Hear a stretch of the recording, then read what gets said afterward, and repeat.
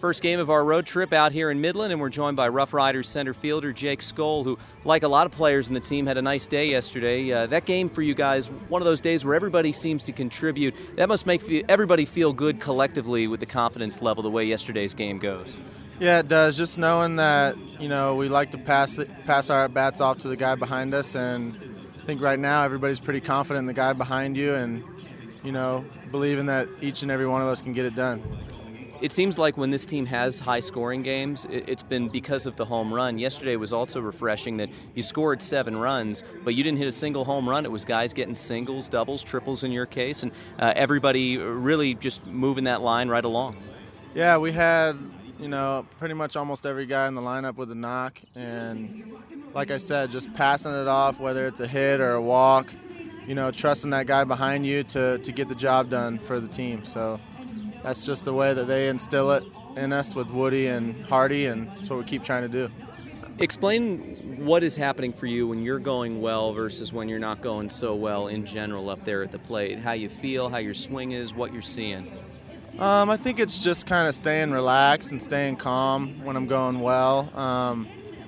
You think that the only thing that can save a day when you're 0 for 3 or 0 for 4 is a home run or a double, and that's probably not the right mindset. So you try to go out and get it, and the way to beat this game is to let it come to you and get your pitch. And when you're trying to go out and be aggressive every at bat, it might not work out for you. Yesterday, as has been for many cases this season, the wind really played a factor. We saw it on the first couple of plays, hit to De Leon. He was able to make both catches to start the game. You seem to have very little trouble with the wind yesterday out there in center field, whereas guys were having a hard time catching pop-ups. You were able to get to balls pretty easily and take very assured routes to them. Was the wind much of an issue for you in center?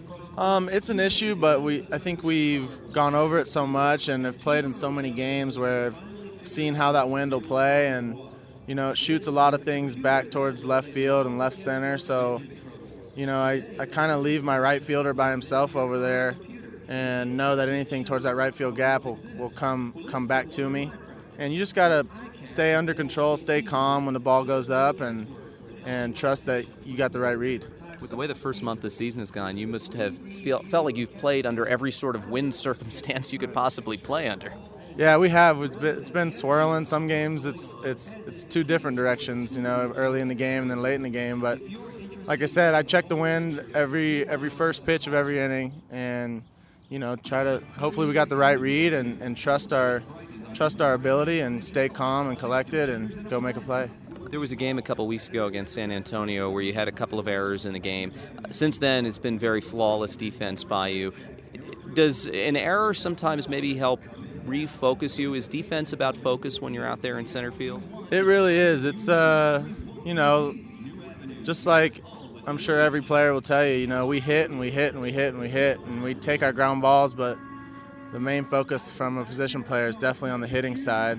So it's an eye-opener when you make an error. You try to take pride in it as much as you can, and a lot of guys do it more than others, but yeah, I'd say making an error definitely opened your eyes a little bit to make sure you're back to playing that solid D that you should have every game. We're here with Jake Skole. Your older brother Matt is a very bright prospect in the national system. How often are you able to communicate with Matt over the course of a season? We talk a lot. It's a lot of text messages. We talk on the phone probably every 3 days just to kind of catch up and see how each other are feeling. We know each other's swing probably as well as anybody, and I look at the box score, look at the play-by-play, and I see he's made outs to the right side or outs to the left side. I kind of got an idea of what he's probably doing at the plate, and vice versa. Him when he looks at my outs. So we got a good idea and understanding. So it helps just to have another guy to relate to in the minor leagues. And it's helpful to have, I'm sure, a guy who's so close. A lot of folks will be able to talk to their families about the struggles that they're having or maybe the successes that they're having in baseball, but you've got the unique situation where you're talking with somebody who's dealing with a lot of those very same things, who understands the nature of pro ball. That must be such a great resource for you and for him. It is. He's at a spot in his career where he's a step away from the big leagues, and we all are really, but he's coming out of big league camp, and he's kind of struggling for the first time in his career. so it kind of hit him hard that first month of April, but it's nice to see he's coming out of it strong. He had his first home run the other day and starting to swing it really well. Now, you two went to the same high school. Did you play on the same high school team at the same time? Yeah, we did. We played my freshman and sophomore year were his junior and senior year. So we got to make our way through the state playoffs and play in high school together, which was a lot of fun. Was there any sort of sibling rivalry when it came to who was getting the hits, who was getting the home runs and all that?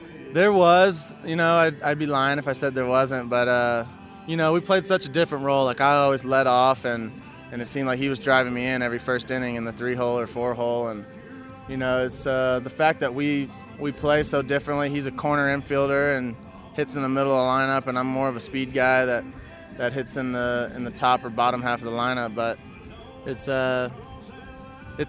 just nice to have, a brother, like you said, that's going through the same kind of circumstances and doing the same things I'm doing. Well, Jake, it's great to see you doing well up there, as is the rest of the team, and thanks so much for the time. All right, no problem. Thanks for having me. That's Riders center fielder Jake Skole. We'll be back right after this on the Frisco RoughRiders Baseball Network.